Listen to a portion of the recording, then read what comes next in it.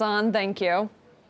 Now, Patrick Henningsen, Global Affairs Analyst and Executive Editor of 21stCenturyWire.com, joins us live now for more comment. Russian athletes have already been punished collectively over the doping scandal before. Is it right that clean athletes are having to go through this experience all over again? No, it doesn't. And this really highlights a fundamental flaw in this system of international governance regarding sports and sporting bodies. So none of these athletes have anything to do with any of these violations, and to penalize a whole national team across every sport is pretty amazing. That equates to justice or due process or any sort of fair application of whatever rules and regulations have been laid out. And I'm also going to add that there is a political element to this that cannot be denied, because this is not the first time that Western countries, specifically, this is absolutely a U.S.-led effort or a Western-led effort. They did the same thing to try to take the 2018 World Cup away from Russia. There were anti-corruption investigations. There were efforts coming out of Washington at the highest levels, Britain as well. They wanted to basically reverse the decision that awarded Russia the World Cup in 2018. So there's clearly an international effort by the exact same countries that are opposing Russia at every turn at the UN Security Council and with regards to Syria, and also over issues surrounding the Ukraine. So this is an extension of the Cold War. In fact, it was never this bad in the Cold War, because in the Cold War, at least the two countries seemed to, for the most part, respect the sporting arena as a neutral arena where politics wasn't going to really contaminate that, although we did have the issue of the Moscow Olympics in 1980, which were boycotted, and also the Los Angeles Olympics after that in 1984. But that left a big scar on a lot of athletes' careers. That left a big scar on sport in general, because it wasn't a full international competition. And they're really robbing not just Russian athletes, but they're robbing world athletes in general of being able to compete against the best, with the best, and have those memories, and to know where you stand on the World League tables in terms of your performance. You were talking about global politics, and Vladimir Putin is in Paris for Ukraine peace talks today. Could there be anything to the timing of WADA's ruling? I'm not sure about that, but I think one of the things that's glaring in this whole episode is that if you look at Russia's performance in the Sochi Olympics in 2014 was outstanding for even a host country. So I believe they topped the medals table in that competition. And then this effort was really ramped up right around that time. And I think this is about humiliating Russia. It's about demoralizing their athletes. It's also about hurting Vladimir Putin. I think this is what part of the effort is, because national pride is so much connected with national sports, and for any leader of any country or any government. And when you take that away, being able to shine on the international stage of your best and your brightest, I think clearly this is a U.S.-led, a Western-led effort. This should be considered absolutely part and parcel of the new Cold War, which is a little bit warmer than cold, as we're beginning to see more often. Well, as you're saying, this is going to be extremely demoralizing for Russian athletes, and we've been talking about how the ramifications are going to be further than just these next 4 years. Can Russian sport remain as strong throughout this time? No, it can't. It's going to hurt Russian sport.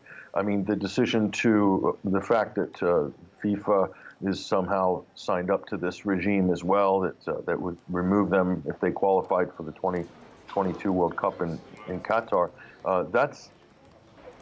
it's unspeakable what that means in terms of just the national mood. It really is. This is an effort to isolate Russia on the international stage. It also means that possibly less people will visit Russia from foreign countries, because Russia will not be able to host or mount international competitions as well. That was a major people-to-people diplomacy a victory for Russia, the 2018 World Cup, those who did attend, those who weren't scared away by the propaganda that was being run nonstop before the World Cup in Russia, that did scare quite a few people away, including British supporters, noticeably empty seats in their games in the World Cup. That's all part of this as well. This is part of a campaign of isolation.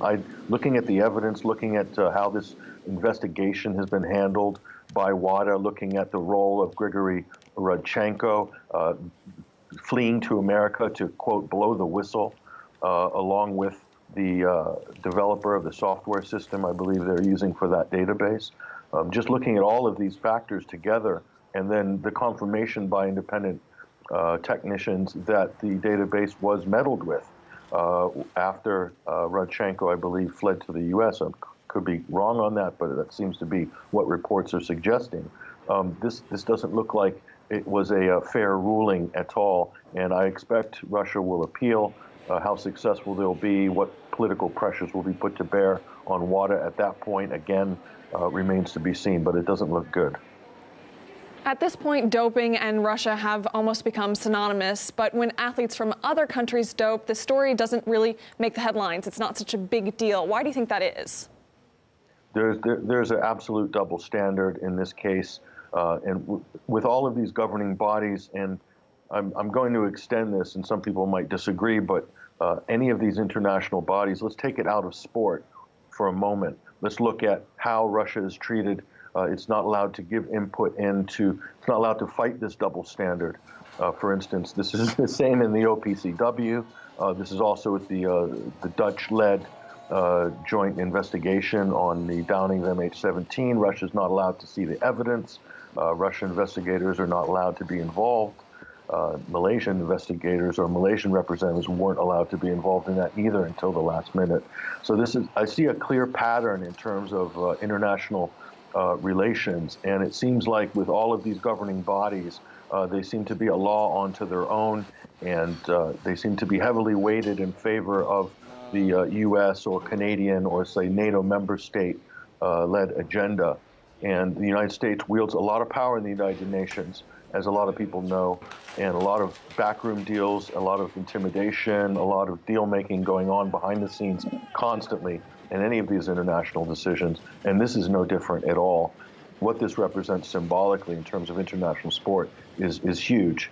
It's really airbrushing Russia from the international sports, from the Olympic Games. This is something that is part of the history of the country, is robbing Russia of future gold medal winners. These are people who go on to be role models in society.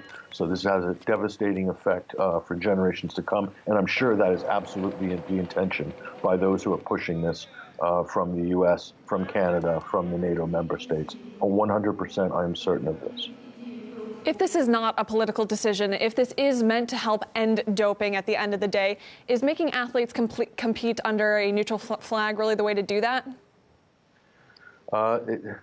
That's a very small consolation. I think it's even banning the flag's appearance at international competitions, and there's all sorts of restrictions involved in that. And back to the double standard question, there's a number of American athletes that have been are guilty of doing this very thing, and who have been allowed to compete through various loopholes that have been designed. And the enforcement doesn't seem to be coming very hard on the U.S. side for that.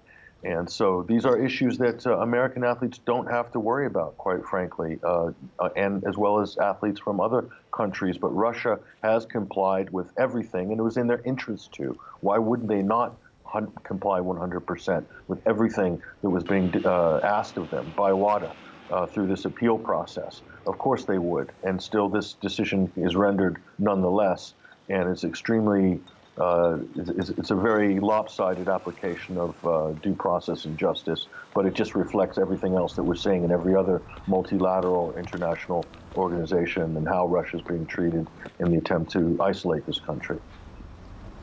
Global Affairs analyst Patrick Henningsen, thank you for joining us on the program today.